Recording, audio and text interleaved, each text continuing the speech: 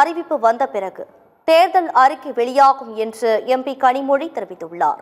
தூத்துக்குடி விமான நிலையத்தில் செய்தியாளர்களை சந்தித்தவர் 12ஆம் வகுப்பு மாணவி கொலையில் குற்றவாளிகளை கண்டுபிடிக்க 10 தனிப்படைகள் அமைக்கப்பட்டுள்ளது என்றும் விரைவில் கைது செய்யப்படுவார்கள் எனவும் கூறினார்.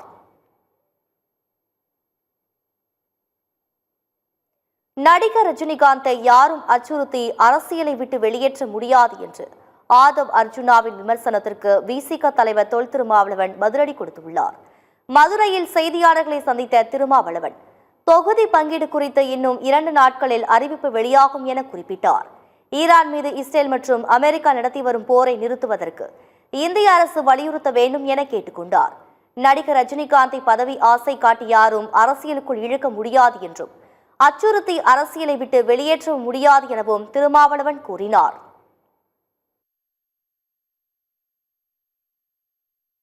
அவரை யாரும் ஆசை காட்டி மயக்கி அரசியலுக்குள் இழுக்க முடியாது அல்லது அச்சுறுத்தி அவரை வெளியேற்ற முடியாது என்ற நிலையை அவர் எட்டிவிட்டார் என்று நான் நம்புகிறேன்.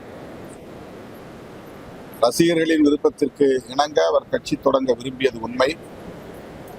ஆனால் இந்த அரசியலில் வலதுசாரிகளின் சங் பரிவார்களின் தலையீடு, அவர்களின் ஆதிக்கம் மேலோங்கி வருகிற சூழலில் அது நமக்கு உகந்ததல்ல என்று தீர்க்க தரிசனமாக உணர்ந்து அதை அவர் கைவிட்டு விட்டார் என்பதுதான் உண்மை.